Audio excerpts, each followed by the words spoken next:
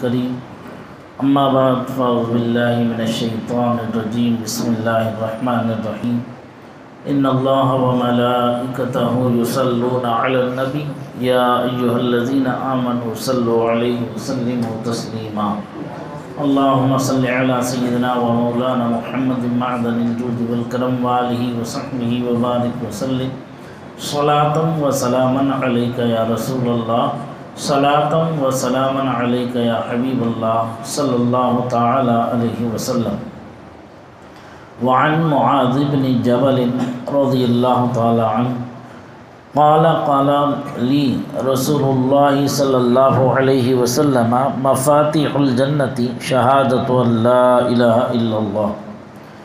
حضرت معاذ بن جبل رضی اللہ تعالی عنہ سے روایت ہے، فرماتے ہیں مجھے رسول اللہ صلی اللہ علیہ وسلم نے فرمایا جنت کی چابیاں لا الہ الا اللہ کی شہادت ہے۔ پیچھے آپ نے جو حدیث شریف پڑھی سماعت کی تھی، اس میں جو ہے جنت کی بشارت کے تعلق سے تھا، جس کے لیے روک دیا گیا تھا حضرت عمر کی گزارش پر۔ آج یہ مشکوٰۃ شریف کی 35ویں حدیث ہے، جس میں حضرت معاذ بن جبل رضی اللہ تعالیٰ عنہ سے روایت ہے کہ انہوں نے کہا کہ اللہ کے رسول صلی اللہ علیہ وسلم نے مجھ سے فرمایا کہ جنت کی چابیاں لا الہ الا اللہ کی شہادت ہیں۔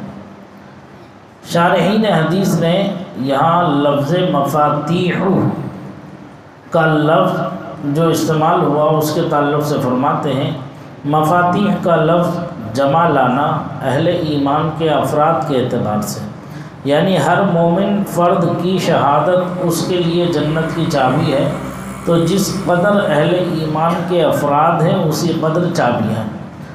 کہتے ہیں یا تو اس لیے ہے کہ جنتین متعدد ہیں، یا اس لیے کہ اس کی چابیاں بھی متعدد ہوں گی، یا کہتے ہیں کہ مبالغے کے طور پر کلمہ جمع فرما دیا، گویا کہ اس کلمے کی شہادت کا ہر جز چابی ہے۔ اگلی حدیث میں فرماتے ہیں وعن عثمان رضی اللہ عنہ قال ان رجالا من اصحاب النبی صلی اللہ علیہ وسلم حین توفی حزنوا علیہ حتی کاد بعضهم یوسوس قال عثمان وکنت منهم فبین انا جالس مر علی عمر وسلم فلم اشعر به فاشتكى عمر إلى أبي بكر رضي الله عنهما ثم أقبل حتى سلم علي جميعا فقال أبو بكر ما حملك ألا ترد على أخيك عمر سلامه قلت ما فعلت فقال عمر بلى والله لقد فعلت قال قلت والله ما شعرت أنك مررت ولا سلمت قال ابو بکر صدق عثمان قد شغلك عن ذلك امر فقلت اجل قال ما هو قلت توفى الله تعالى نبيه صلى الله عليه وسلم قبل ان نسأله عن نجاة هذا الامر قال ابو بکر قد سألته عن ذلك فقمت إليه وقلت له بأبي أنت وأمي أنت أحق بها قال أبو بكر قلت يا رسول الله ما نجاة هذا الأمر فقال رسول الله صلى الله عليه وسلم من قبل مني الكلمة التي عرضت على عمي فردها فهي له نجاة رواه أحمد۔ اس حدیث پاک میں فرمایا حضرت عثمان رضی اللہ تعالیٰ عنہ سے روایت ہے کہ حضور نبی کریم صلی اللہ علیہ وسلم کی وفات کے موقع پر صحابہ اکرام میں سے بعض حضرات سخت غم اور صدمہ محسوس کیا، یہاں تک کہ بعض کو وسوسہ لاحق ہونا شروع ہو گیا۔ حضرت عثمان کہتے ہیں میں بھی ان لوگوں میں سے تھا جو وسوسے کا شکار ہوئے۔ اس اثنا میں کہ میں بیٹھا ہوا تھا، حضرت عمر کا میرے پاس سے گزر ہوا، انہوں نے مجھے سلام کہا، لیکن ذہن پر صدمے کے اثر کے باعث مجھے اس کا پتہ نہ چلا اور میں نے انہیں سلام کا جواب نہ دیا، جس کا شکوہ آپ نے حضرت ابو بکر رضی اللہ تعالیٰ عنہ سے کیا۔ پھر یہ دونوں حضرات میرے پاس تشریف لائے اور دونوں نے آ کر مجھے السلام علیکم کہا، اور حضرت ابو بکر رضی اللہ عنہ نے مجھ سے پوچھا تو نے اپنے بھائی عمر کے سلام کا جواب کیوں نہ دیا؟ میں نے کہا میں نے تو ایسا نہیں کیا۔ حضرت عمر رضی اللہ تعالیٰ عنہ نے فرمایا اللہ کی قسم تو نے ایسا ضرور کیا ہے۔ حضرت عثمان کہتے ہیں میں نے کہا اللہ کی قسم مجھے آپ کے میرے پاس آنے اور سلام کہنے کا شعور نہ ہو سکا۔ حضرت ابو بکر رضی اللہ تعالیٰ عنہ نے فرمایا عثمان سچ کہتا ہے، بے شک تجھے ایک چیز نے سلام کا جواب دینے سے مصروف و مشغول رکھا۔ میں نے کہا ہاں ایسا ہی ہے۔ حضرت ابو بکر رضی اللہ عنہ نے فرمایا وہ کون سی چیز ہے؟ میں نے کہا قبل اس کے کہ ہم لوگ اس چیز نجات کے بارے میں حضور سے پوچھ لیں آپ وصال فرما گئے۔ حضرت ابو بکر نے کہا میں نے حضور سے اس چیز سے نجات پانے کے بارے میں دریافت کیا تھا۔ یہ سن کر میں حضرت ابو بکر کے سامنے کھڑا ہو گیا اور میں نے ان سے کہا میرے ماں باپ آپ پر قربان، آپ اس چیز کے متعلق دریافت کرنے کے زیادہ لائق ہیں۔ حضرت ابو بکر نے فرمایا میں نے عرض کیا تھا یا رسول اللہ اس چیز یعنی عذاب آخرت سے نجات پانے کا کیا طریقہ ہے؟ حضور صلی اللہ علیہ وسلم نے فرمایا جس شخص نے میری طرف سے 2 کلمے قبول کر لیا جو میں نے اپنے چچا پر پیش کیا تھا اور اس نے اسے رد کر دیا تھا تو وہ اس کلمے کے لیے نجات ہے، وہ کلمہ اس کے لیے نجات ہے۔ دیکھیں اس میں جو ہے کتنی اہم بات فرمائی گئی کہ آدمی ہے انسان ہے، کبھی کوئی غم صدمہ ہوتا ہے تو وہ اپنے آپ میں ایک عجیب کیفیت میں ہوتا ہے، اسے ارد گرد کے ماحول کی کوئی خبر نہیں ہوتی جب دل پر صدمہ ہوتا ہے۔ تو کہتے ہیں جب رسول اللہ صلی اللہ علیہ وسلم کا وصال ہو گیا، حضرت عثمان غنی رضی اللہ تعالیٰ عنہ فرماتے ہیں تو میں غمگین حالت میں بیٹھا ہوا تھا، جن لوگوں کو صدمہ ہوا تھا ان میں سے میں بھی ایک تھا، اور میں جو ہے غم و علم کے عالم میں بیٹھا ہوا تھا کہ اللہ کے رسول وصال فرما گئے۔ مجھے ایک چیز کے بارے میں دریافت کرنا تھا، ہاں افسوس کہ میں وہ چیز جو ہے اللہ کے رسول سے معلوم نہ کر سکا، اس چیز کا بھی صدمہ تھا۔ اتنے میں حضرت فاروق اعظم تشریف لائے، انہوں نے سلام کیا السلام علیکم، تو حضرت عثمان نے کوئی جواب نہیں دیا، یعنی ان کی طرف متوجہ ہی نہیں ہوئے۔ تو حضرت عمر فاروق جو ہے ان کے اس رویے سے دل پر ان کے اثر ہوا تو وہ آگے بڑھے اور حضرت ابو بکر صدیق رضی اللہ تعالیٰ عنہ سے ملاقات ہوئی تو انہوں نے اس کی شکایت کی کہ اے ابو بکر اے امیر المومنین، چونکہ امیر المومنین خلیفۃ المسلمین وہ تھے، کہنے لگا اے خلیفۃ المسلمین میں عثمان کے پاس سے گزرا، عثمان نے سلام کا میرے جواب نہیں دیا، میں نے سلام کیا۔ ایسا ہوتا ہے ہمارے معاشرے میں بھی جو ہے، اس لیے دیکھیے کبھی ایسا ہو جائے تو بدگمان نہیں ہونا چاہیے آدمی کو۔ بھائی وہاں جو صدمہ تھا اس صدمے کا تو کوئی بدل ہی نہیں ہے۔ حضور کے وصال ظاہری سے جو صدمہ صحابہ اکرام کو ہوا اس کا تو ہم احساس بھی نہیں کر سکتے کہ کیسا صدمہ ہوا ہوگا۔ کیوں؟ کیونکہ ہم محبت کا دعویٰ کرتے ہیں، وہ عین محبت تھے، ان کی ذات جو تھی وہ عین محبت تھی، ہم صرف دعویٰ کرتے ہیں۔ آج بھی آدمی کہیں کسی کام میں الجھا ہوا ہے، کسی سے لین دین کے معاملے میں جھگڑا ہو گیا ہے، یا میاں بیوی کے درمیان کچھ ناچاکی ہو گئی ہے، یا باپ بیٹے کے درمیان کچھ لینے دینے کے لیے کوئی بات ہو گئی ہے، یا دوستوں کے درمیان کوئی الجھن بحث تکرار ہو گئی ہے، تو ایسی صورت میں آدمی جو ہے سب کو کبھی کبھی دل چاہتا ہے کہ یار چھوڑو لعنت بھیجو سب پہ، کسی سے نہیں ملنا مجھے، کسی سے نہیں کرنا مجھے، جاؤ میں کسی سے بات ہی نہیں کروں گا، دل پر صدمہ لے کے کونے میں بیٹھا ہوا۔ ادھر سے ہم میں سے کسی کا گزر ہو گیا اور ہم نے اسے خیریت پوچھنے کے لیے گئے تو اگر وہ ہوش میں ہوگا یا سمجھ میں دیکھ لیا ہوگا تو یا تو جھنجھلا کے منہ مار دیتا کہ جاؤ یار کام کرو اپنا، ہے نہیں؟ ایسا ہوتا نہیں، یار جاؤ یار کام کرو اپنا۔ یا کبھی وہ دیکھتا بھی رہتا اور اسے احساس نہیں کہ ہم اس کے سامنے کھڑے ہوئے، جیسے کسی شاعر نے کہا ہے کہ دیوانے کو جہاں دیکھ رہا ہے، دیوانے کو جہاں دیکھ رہا ہے، ارے دیوانہ نہ جانے کہاں دیکھ رہا ہے نا سامنے۔ اب پھر یار تو مجھے گھور رہا تھا، تو مجھے دیکھ رہا تھا، لیکن پھر بھی تو نے میری بات نہیں سنی، اتنی دیر تک میں تیرے سامنے بات کرتا رہا، ایسی بھی کیا بے مروتی ہو گئی میرے سے؟ تو کہتا ہے یار بھائی میں کچھ الجھن میں تھا، مجھے یاد نہیں تھا کہ تم کھڑے ہو، مجھے اندازہ بھی نہیں ہوا کہ تم اتنی دیر کھڑے ہو کے آ بھی گئے میرے پاس۔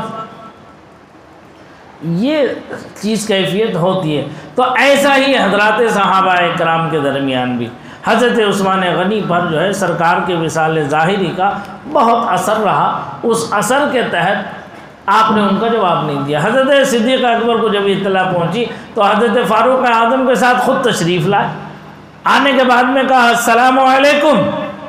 حضرت عثمان غنی اس وقت جو ہے اس کیفیت سے باہر آ چکے تھے، آپ نے کھڑے ہو کے جواب دیا وعلیکم السلام، جواب دے کے کہا تو حضرت صدیق اکبر نے کہا عثمان کیا ہوا؟ عمر کہہ رہے ہیں کہ انہوں نے سلام کیا اور تم نے جواب نہیں دیا۔ کہتے ہیں امیر المومنین ایسا کیسے ہو سکتا ہے کہ عمر سلام کرو میں جواب نہ دوں؟ بولے نہیں۔ حضرت فاروق اعظم کہتے ہیں اللہ کی قسم اے امیر المومنین میں نے سلام کیا ہے عثمان کو اور عثمان نے مجھے کوئی جواب ہی نہیں دیا۔ تو حضرت عثمان غنی بھی کہتے ہیں اللہ کی قسم مجھے شعور ہی نہیں تھا، مجھے معلوم ہی نہیں تھا کہ عمر نے سلام کیا۔ تو حضرت صدیق اکبر کہتے ہیں عثمان سچ کہہ رہے ہیں، عثمان سچ کہہ رہے ہیں، سچ کہہ رہے ہیں عثمان۔ کیوں؟ کیونکہ جس منزل سے وہ گزر رہے ہیں اس منزل میں یہ بات کا ہو جانا کوئی بڑی بات نہیں ہے۔ عمر واقعی عثمان سچا ہے اپنی بات میں۔ تو کہتے ہیں کس صدمے میں کھوئے ہوئے تھے؟ تو کہتے ہیں امیر المومنین ایک بات تھی جو مجھے ستا رہی تھی کہ میں ایک بات معلوم کرنا چاہتا تھا اس چیز کے بارے میں، تو میں سرکار سے پوچھ نہ سکا۔ آقا کائنات بظاہر اس دنیا سے تشریف لے گئے۔ تو حضرت صدیق اکبر دانا بینا کہتے ہیں اس چیز کے بارے میں انہوں نے بھی وعدہ نہیں کیا تھا، کہا اس چیز کے بارے میں۔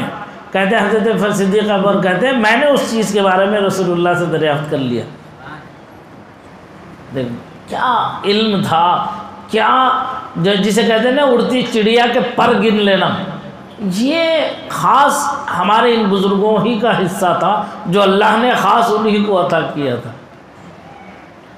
تو کہتے ہیں میں نے رسول اللہ صلی اللہ علیہ وسلم سے اس تعلق سے بات کی تھی، میں نے معلومات کیا تھا۔ تو حضرت عثمان غنی کہتے ہیں اے امیر المومنین یقیناً آپ ہی اس معاملے کے متعلق زیادہ مستحق ہیں کہ اگر آپ نہیں پوچھتے تو پھر کون پوچھتا، چونکہ ہم سب میں سب سے زیادہ جاننے والے آپ ہی ہیں، سب سے زیادہ صحبت رسول پانے والے آپ ہیں، سب سے زیادہ سرکار کے مزاج سے واقفیت رکھنے والے آپ ہی تو ہیں، اسی لیے تو آپ خلیفہ اول ہیں بالاتفاق۔ اس میں کسی کا کوئی اختلاف نہیں سوائے رافضیوں کے بدعقیدوں کے،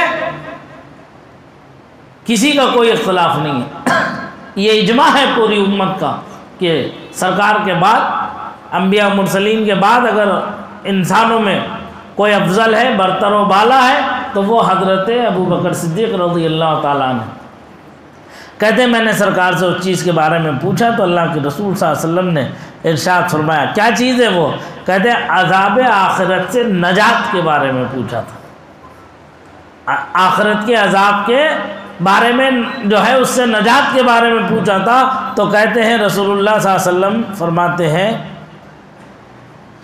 جس شخص نے میری طرف سے وہ کلمہ قبول کر لیا جو میں نے اپنے چچا پر پیش کیا تھا اور اس نے اسے رد کر دیا تھا تو وہ کلمہ اس کے لیے نجات ہے، وہ کلمہ اس کے لیے نجات ہے۔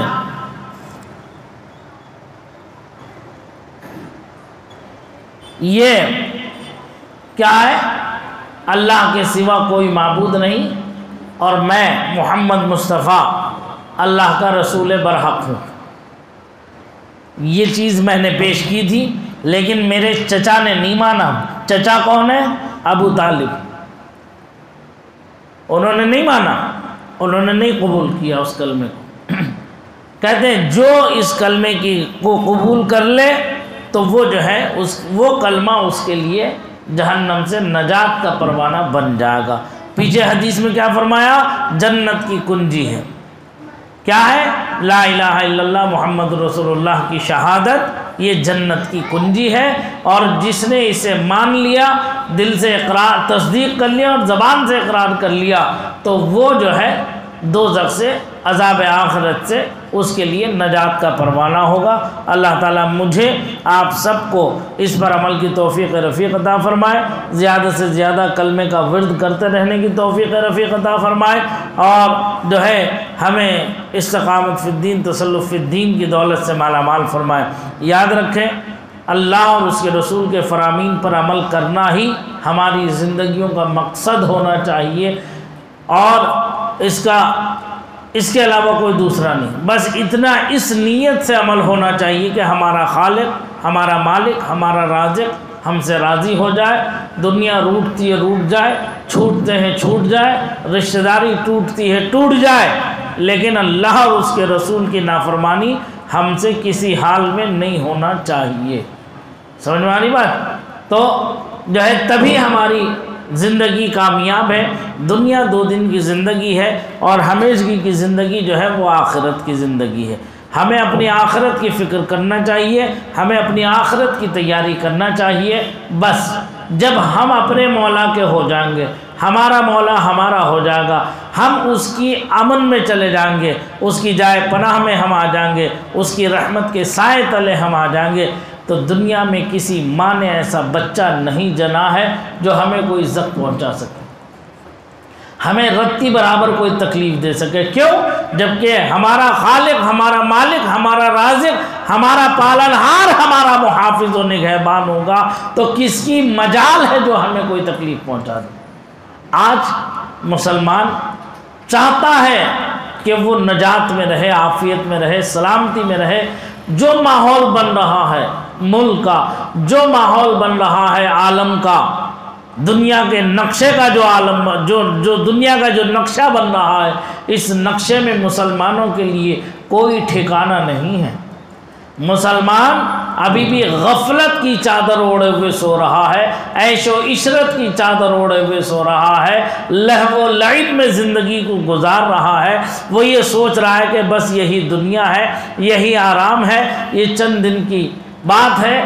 اگر ہوش میں نہ آئے، اگر اب بھی نہ سنبھلے، تو پھر تمہیں سنبھلنے کا موقع نہیں ملے گا، سدھرنے کا موقع نہیں ملے گا، اٹھنے کا موقع نہیں ملے گا۔ کیوں؟ اللہ کے رسول نے ایک حدیث پاک میں فرمایا ہے کہ ایک زمانہ ایسا آئے گا کہ دشمن ایک مسلمان کو پیٹتا ہوگا، اس پر حملہ آور ہوگا، دوسرا مسلمان کھڑا ہوا تماشا دیکھتا ہوگا اور یہ سوچتا ہوگا پیٹ تو وہ رہا ہے، مار تو وہ کھا رہا ہے، میں تھوڑی پیٹ رہا ہوں، میں تھوڑی مار کھا رہا ہوں، بلکہ میں تو امن و عافیت میں ہوں، سلامتی میں ہوں۔ تو جب ہم اپنے بھائی کی مدد کو نہ پہنچ سکے اور ہم کھڑے ہوئے ٹک ٹک دیدم دم نہ کشیدم کا نظارہ کیا، تو سرکار فرماتے ہیں دشمن اس کی کمر توڑ کر اسے اس لائق نہیں چھوڑے گا کہ وہ دوبارہ اٹھ سکے، تو پھر یہ جو کھڑا ہوا تماشا دیکھ رہا تھا وہ اب اس کی طرف کو رخ کرے گا۔ آج دنیا کا نقشہ دیکھ لیجئے، جتنے اسلامی ممالک ہیں ایک ایک کر کے پٹ رہے ہیں، ایک ایک کر کے ذلیل ہو رہے ہیں، ایک ایک کر کے رسوا ہو رہے ہیں۔ ابھی تک یہ تمام مسلم ممالک ایک جان نہیں آ سکے ہیں، ایک پلیٹ فارم پر جمع نہیں ہو سکے ہیں۔ یہ منتشر ہو کر کے متحد ہو گئے تو کہلاؤ گے مومن غازی، ورنہ قسطوں میں صفایا ہوگا، ورنہ قسطوں میں صفایا ہوگا۔ متحد رہو، اتحاد زندگی ہے اور اختلاف موت ہے۔ سرکار فرماتے ہیں بخشا یہ بھی نہیں جائے گا، پٹے گا یہ بھی، ٹوٹے گا یہ بھی، مار کھائے گا یہ بھی۔ تو لہذا ہمیں چاہیے کہ ہم اپنی حفاظت کا انتظام کریں۔ ہماری حفاظت کیا ہوگی؟ صحیح طریقے سے ہم اللہ اور اس کے رسول کے مطیع و فرما بردار ہو جائے، اس کی تابع داری کرنے لگے، اللہ خود محافظ و نگہبان ہوگا، تو پھر کسی کی جرأت نہیں ہے کہ جو تمہارے اوپر آنکھ اٹھا کر کے بھی دیکھ لے۔ اللہ تعالیٰ مجھے آپ سب کو اس پر عمل کی توفیق رفیق عطا فرمائے۔ استغفر اللہ ربی من کل ذنب واتوب الیہ، وآخر دعوانا الحمد للہ رب العالمین۔